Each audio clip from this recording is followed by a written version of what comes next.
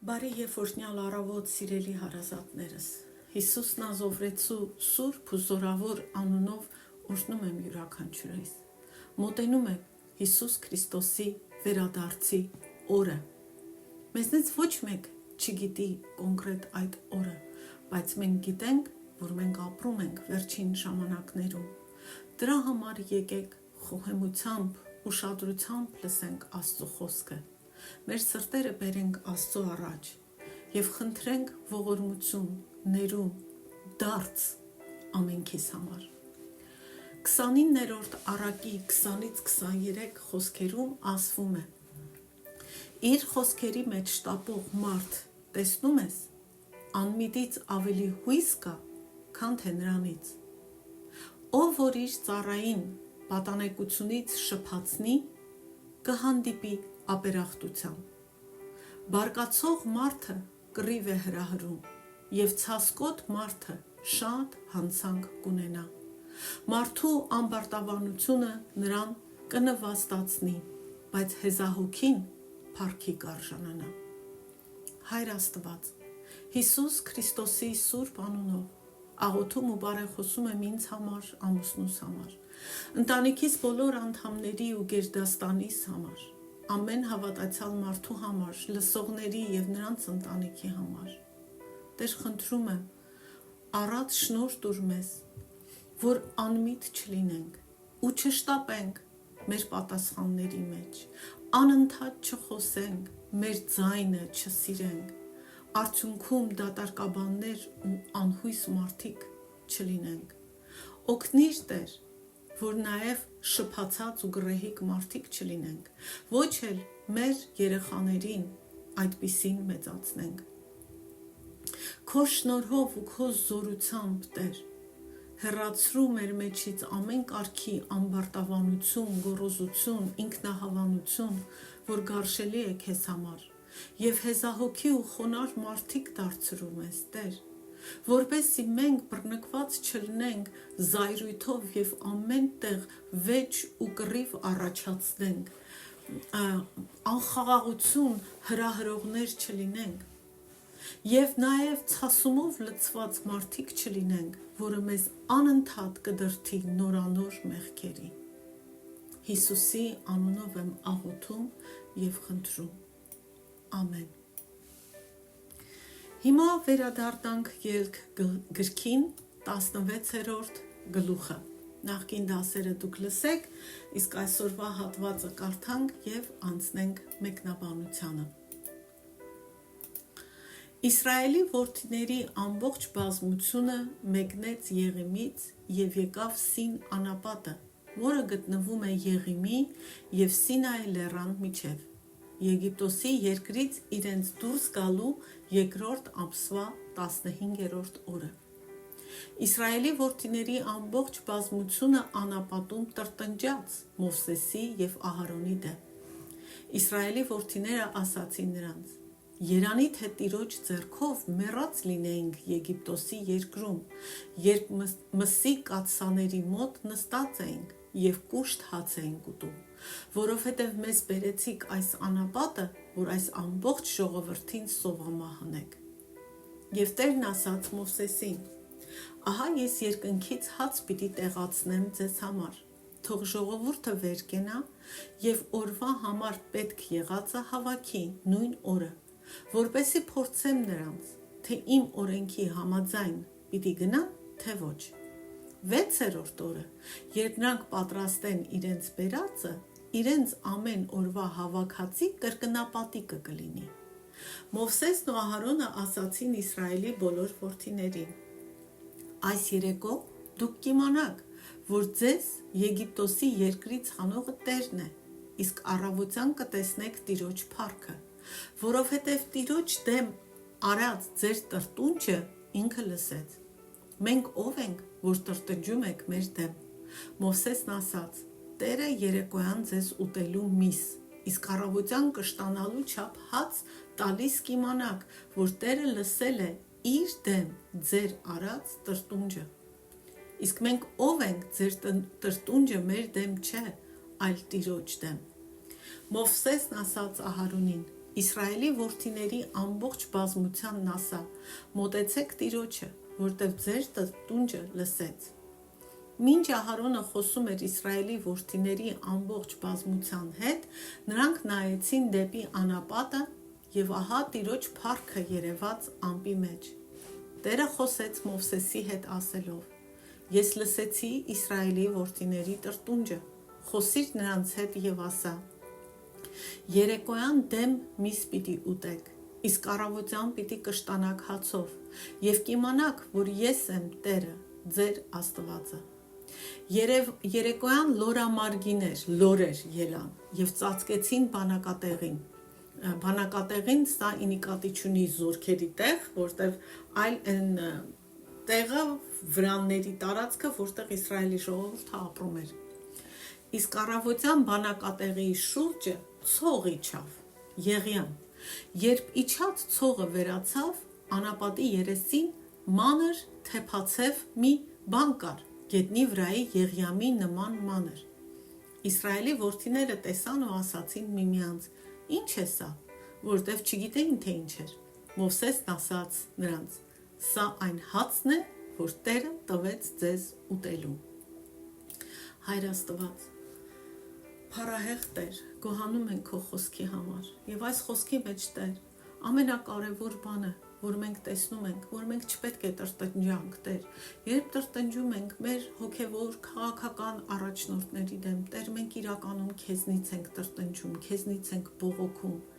և երկրորդ կարևոր բանը, որ դու հոգում ես մեր բոլոր կարիքները, գերբնական ձևով, ֆիզիկական ձևով, Տեր, դու միշտ հոգում ես մեր կարիքները, շնորհակալ ենք քեզ, և թող այսօրվա դասը ամեն մեկիս հասցնի այն կարևոր իմաստությունը, այն կարևոր հայտնությունը, որ անհրաժեշտ է մեզ, մեր հավատքի մեջ զորանալու համար, մեր հավատքի մեջ հավատարիմ մնալու համար,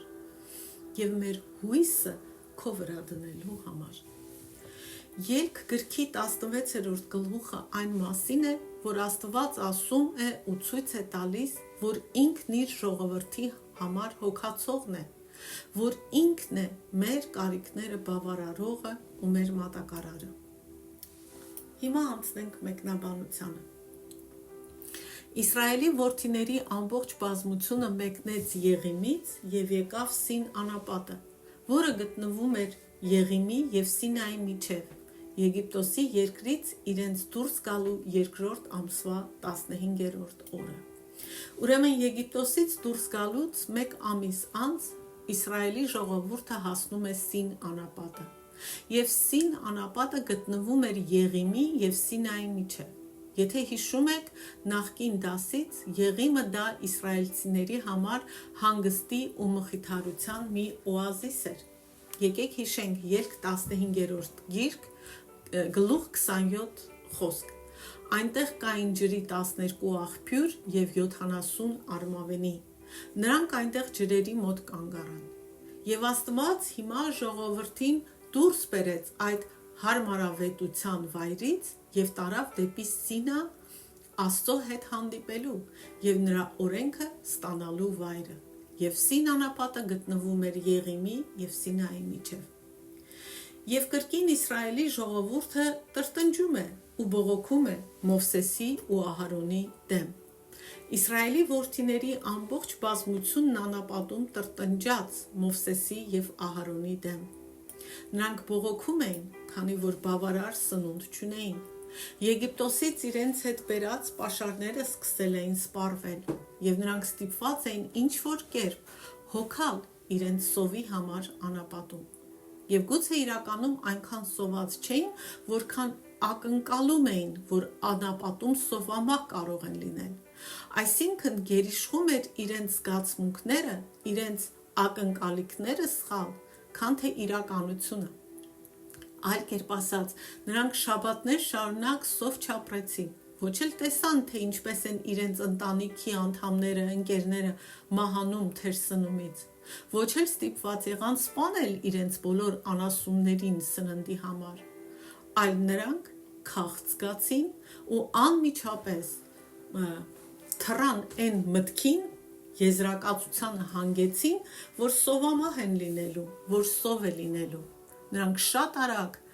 երգելուց, Աստծուն փառաբանելուց անցան բողոքի։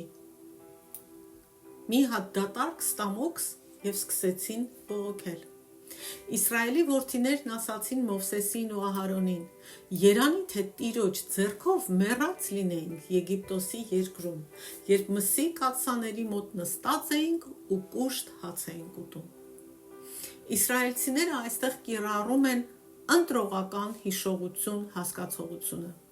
Դիտմամբ ընտրում են հիշել Եգիպտոսում անցկացրած իրենց ժամանակը, իրենց կյանքը լավ ձևով, որպես կյանքի լավ ժամանակ, չնայած դա այդպես չի եղել։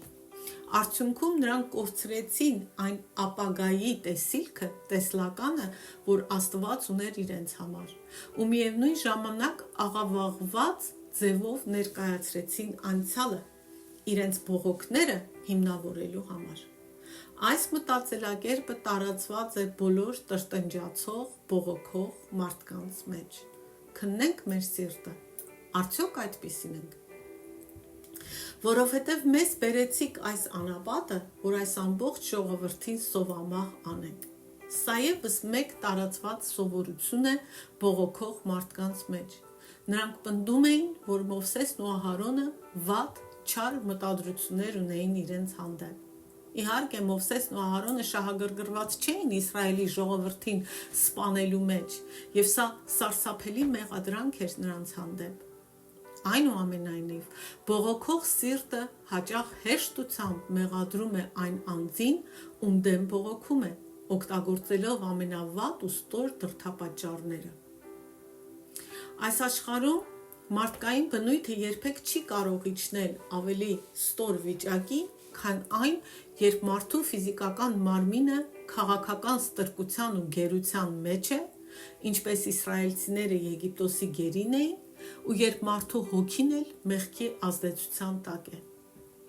Այս ողբալի հրեաները և ստրուկներ էին, իրենց մտքում դեռ, չնայած ֆիզիկապես ազատության մեջ էին, բայց իրենց հոգում դեռ ստրուկներ էին և մեղավոր մարդիկ էին, ուստի ընդունակ էին ամենասարսափելի և ամենաամոթալի արարքների և մեղադրանքների։ Աստված Մովսեսին հայտնում է երկնքից հացի գալու մասին, և Տերը Մովսեսին ասաց. «Ահա ես երկնքից հաց պիտի տեղացնեմ ձեզ համար»։ Սա ուշագրավ խոստում էր։ Հացը սովորաբար երկնքից անձրևի պես չի գալիս։ Այնուամենայնիվ Աստված խոստացավ, որ կապահովի Իսրայելի ժողովրդի կարիքները այս անսպասելի գերբնական ձևով, երկնքից հաց կուղարկի իր ժողովրդին։ Սա մեզ հիշեցնում է, որ Աստված կարող է ապահովել մեր կարիքները այնպիսի աղբյուրներից ու այնպիսի ձևերով, որոնց գոյության մասին մենք երբեք չգիտեինք ու չենք էլ կարող պատկերացնել ու հավատալ։ Երբեմն Աստված ապահովում ու հոգում է մեր կարիքները ծանոթ, մեզ համար հայտնի ու հասկանալի աղբյուրներից, երբեմն անսպասելի աղբյուրներից։ Մենք երբեք Աստծուն չպետք է սահմանափակենք։ Նա Աստված է և ոչ թե մարդ։ Տրտնջացող Իսրայելը այս երկնքից եկած հացը անվանում է մանանա։ Դա կտեսնենք Ելք 16:31-ում։ Իսկ Աստված երկնքից եկած այս հացը գրեթե միշտ անվանում է երկնքից եկած հաց։ Նեեմիա 9:15 կարդանք. «Եվ երկնքից հաց տվեցիր նրանց, երբ նրանք սոված էին, և նրանց համար ջուր հանեցիր ապառաժից, երբ նրանք ծարաված էին»։ Սաղմոս 78:24-ում կարդում ենք. «Եվ անձրևի պես մանանա տեղաց նրանց վրա կերակուրի փոխարեն, և երկնքի ցորենը, երկնքի հացը տվեցիր նրանց»։ Սաղմոս 105:40 «Խնդրեցին, և նա լորամարգիներ բերեց, և երկնքի հացով կշտացրեց նրանց»։ Երբեմն էլ այս երկնքից եկած հացը անվանվում է հրեշտակների կերակուր, ինչպես Սաղմոս 78:25-ում։ Մարդը հրեշտակների հաց կերավ, նա առատ կերակուր ուղարկեց նրանց համար։ Եվ Աստված ասում է. «Թող ժողովուրդը վեր կենա և օրվա համար պետք եղածը հավաքի նույն օրը»։ Աստված խոստացավ երկնքից հաց ուղարկել, բայց չխոստացավ այդ հարցը մարդկանց բերանը դնել։ Մարդիկ պետք է գնային և հավաքեին հացը ու հավաքեին միայն այնքան, որքան անհրաժեշտ էր իրենց այդ մեկ օրվա կարիքների համար, ոչ ավել, ոչ պակաս։ Որպեսզի փորձեմ նրանց, թե իմ օրենքի համաձայն պիտի գնան, թե ոչ։ Երկնքից հացի օրհնությունը գալիս էր հնազանդության, պատասխանատվության հետ միասին։ Այս պատասխանատվությունը պետք է փորձեր Իսրայելի ժողովրդին և չափեր նրանց հնազանդությունը առ Աստված։ Մենք միշտ պետք է հիշենք, առանց հնազանդության չկա Աստծուն սիրել, և Աստված իր օրհնությունները, երբ մեզ տալիս է, մենք դրանց պետք է վերաբերվենք պատասխանատվությամբ և մեծ պատասխանատվությամբ։ Մովսեսը ժողովրդին պատմում է, չկներեք, այս պատասխանատվությունը պետք է փորձեր Իսրայելի ժողովրդին և չափեր նրանց հնազանդությունը առ Աստված։ 6-րդ օրը, երբ նրանք պատրաստեն իրենց բերածը, իրենց ամեն օրվա հավաքածը կրկնապատիկը կլինի։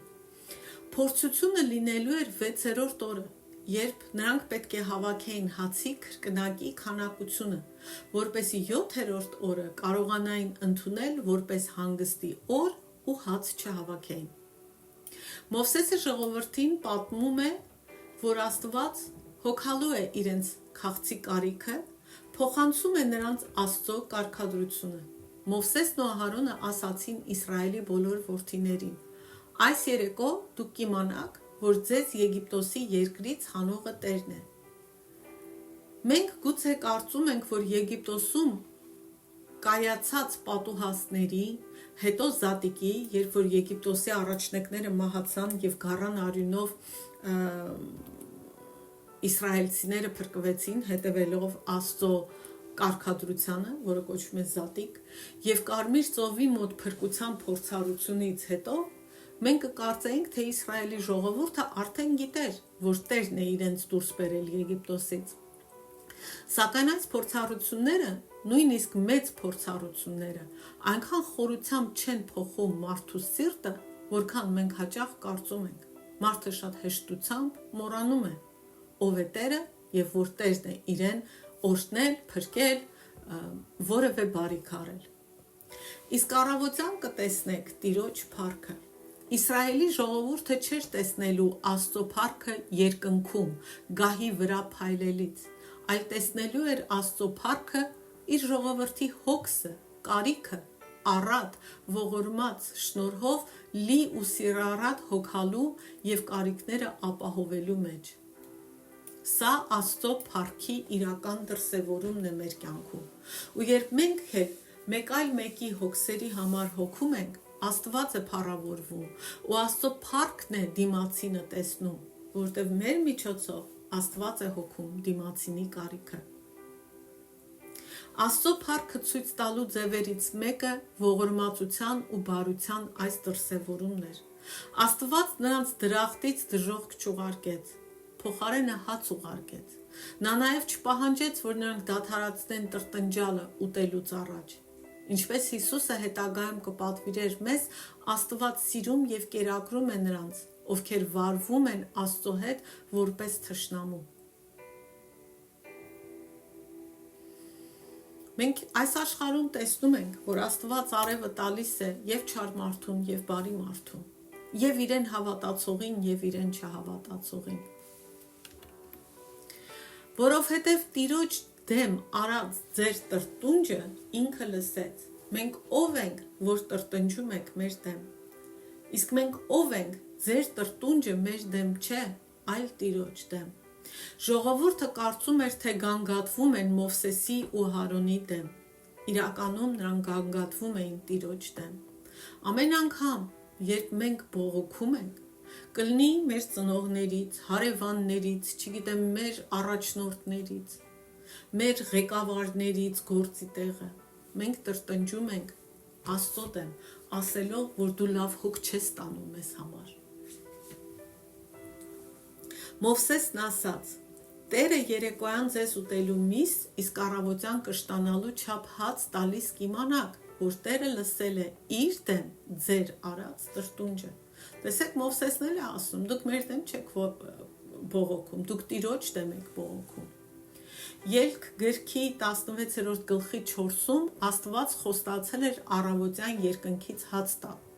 Այստեղ նաև խոստացվում է երեկոյան միս տալ ժողովրդին ուտելու համար։ Մովսեսն ասաց Ահարոնին։ Այսինքն մենք այստեղ տեսնում ենք, որ Աստված մեզ տալիս է ոչ միայն այն, ինչ մենք խնդրում ենք, այլ նա այնքան մեծահոգ է, որ մեզ տալիս է նաև այն, ինչ մենք չենք խնդրել։ Մովսեսն ասաց Ահարոնին. Իսրայելի որդիների ամբողջ բազմությանն ասա, մոտեցեք Տիրոջը, որտև ձեր տրտունջը լսեց։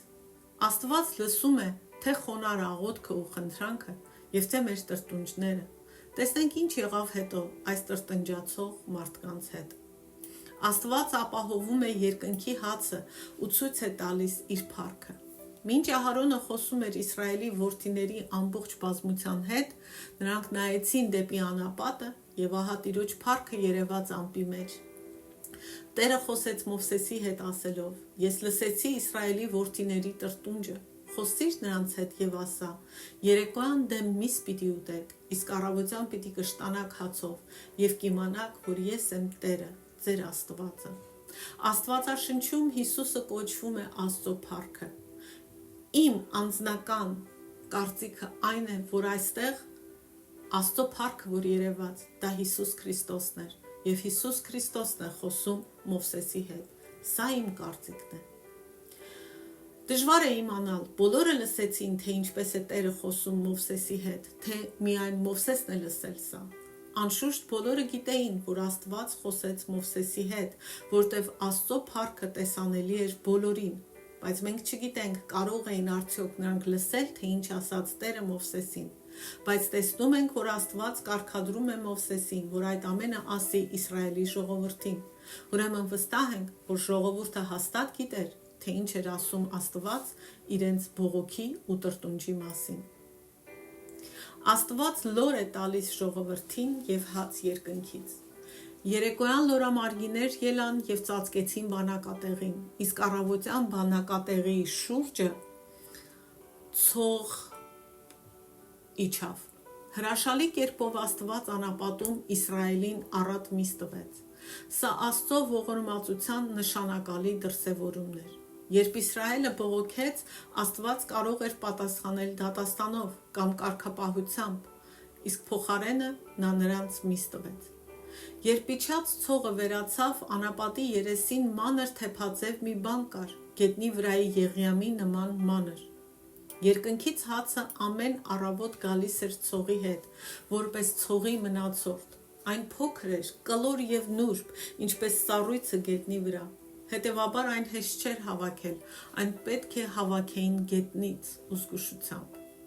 Ելք 16:31-ում երկնքից եկած հացը նկարագրվում է որպես գինձի, համեմի սերմի նման,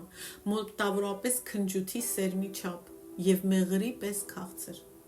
Իսրայելի տունը այդ ուտելիքի անունը ման դրեց, դա գինձի սերմի պես սպիտակ էր և համը մեղրով պատրաստված գաթայի նման էր։ Ելք 16:23-ում ասվում է, որ երկնքի այդ հացը այն կամ թխվում էր կամ եռացվում,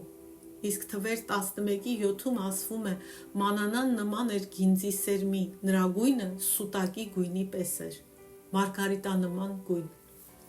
Թվեր 11:8-9-ում ասվում է ժողովուրդը ման էր գալիս, հավաքում, երկանքով աղում կամ սանդի մեջ ծեծում, պտուկների մեջ եփում և բլիթներ էր պատրաստում դրանից։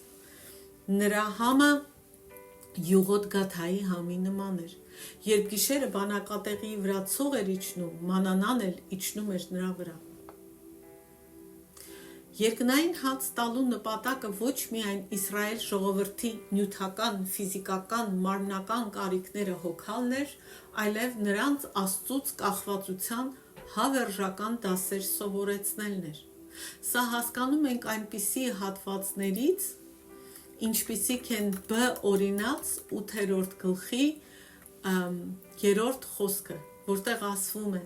Նա քեզ խոնարեցրեց և քաղցած պահեց և կերակրեց մանանայով, որին դու ոչ ծանոթ էիր, ոչ էլ քո հայրերը, որպեսզի քեզ հասկացնի, թե մարդը ոչ միայն հացով է ապրում, այլ մարդն ապրում է նաև այն ամեն խոսքով, որ դուրս է ելնում Տիրոջ բերանից։ Այս խոսքերը ձեզ ծանոթ պիտի որ լինեն։ Հիսուսի փորձության ժամանակ Սատանան, երբ որ ասում էր հրամայի թողես քարերը հաց դառնան, որ դու ուտես, Հիսուսը այս խոսքերից մեջ բերեց ու ասեց. «Ետևս անցի Սատանա, մարդը չի ապրում միայն հացով, այլ ամեն խոսքով, որ դուրս է գալիս Տիրոջ բերանից»։ Իսկ Տիրոջ բերանից խոսքով մենք ապրում ենք, եթե մենք այդ խոսքին հնազանդվում ենք։ Երբ Աստված մեզ դնում է կարիքի մեջ, նա ցանկանում է ավելին անել, քան պարզապես մեր կարիքը բավարարելը։ Նա ցանկանում է հավերժական դասեր սովորեցնել մեզ և հնազանդություն։ Իսրայելին երկնքից հացով կերակրելը Աստծո մարդու հետ համագործակցության օրինակ էր։ Իսրայելը չէր կարող մանանա բերել երկնքից, ու ոչ էլ Աստված էր գալիս ներքև ու հավաքում իրենց համար, ուտելիք սարքում իրենց համար։ Աստված տալիս էր, իրենք պատրաստում էին և ուտում էին։ Յուրաքանչյուրս պետք է անենք մեր մասը։ Աստված իրենը, մենք մերը։ Երբ մենք մեր տեղերը խառնում ենք, մենք ընկնում ենք մեծ դժբախտության մեջ։ Մի մեկնաբան ասում է. մենք կենդանիներին տրուկներ ենք սովորեցնում, ենթարկվել ենք սովորեցնում ուտելիքի միջոցով։ Հայր Աստված էլ մեզ հավիտենական ու կարևոր դասեր է սովորեցնում մեր կարիքների միջոցով։ Եվ այդ դասերից ամենակարևորն է միշտ հիշել, որ Աստված մեր կարիքները կհոգա, ինչ վիճակում էլ որ լինենք, կհոգա այնքանով, որքանով անհրաժեշտ է և երբեմն էլ կտա ավելին, քան մենք ցանկանում ենք, և այդ ամենը մերը կլինի, եթե մենք համագործակցենք Աստծո հետ և հնազանդվենք։ Ժողովուրդը երկնքից իջած հացը մանանա է անվանում։ Իսրայելի որդիները տեսան և ասացին միմյանց. «Ինչ է սա»։ Մանանա անունը, որը հետագայում տրվել է Ելից 16:31-ում, նշանակում է «Ինչ է սա» և անվանումը ծագել է այս համարում տրված հարցից։ Մանանա նշանակում է «Ինչ է սա»։ Որտև չգիտեին, թե ինչ էր, Մովսեսն ասաց նրանց. «Սա այն հացն է, որ Տերը տվեց ձեզ ուտելու»։ Աստված հոգաց նրանց մասին, բայց նրանք չճանաչեցին, չընկալեցին այդ հոգացությունը որպես Աստծո օգնություն, որպես Աստծո հոգատարություն ու ապահովում։ Երբ Աստծո հոգացությունը գալիս է մեր կյանք, մենք էլ հաճախ չենք ճանաչում այն, չենք ընկալում այն որպես այդպիսին։ Աստված բավարարեց Իսրայելի կարիքները, բայց նա դա չարեց այնպես, ինչպես իսրայելցիներն էին ակնկալում, սպասում կամ պատկերացնում, կամ անգամ աղոթում։ Մեր կյանքում էլ Տերը այդպես է վարվում։ Նա բանաձևով չի վարվում, նա սահմանափակ Աստված չի, նա գիտի որն է լավը, բարին և որն է չարը մեզ համար։ Հաճախ մեզ կարող է թվալ, ինչի միանգամից նորմալ հաց չտվեց, ինչի տանջվեին, այդքան հավաքեին, որտեղ այդ ամենի մեջ դաս կար։ Աստված ոչինչ չի անում մեզ համար առանց մեզ դաս տալու։ Այսքանը այսօր։ Աստված պահի և պահպանի յուրաքանչյուրիս։ Ամեն։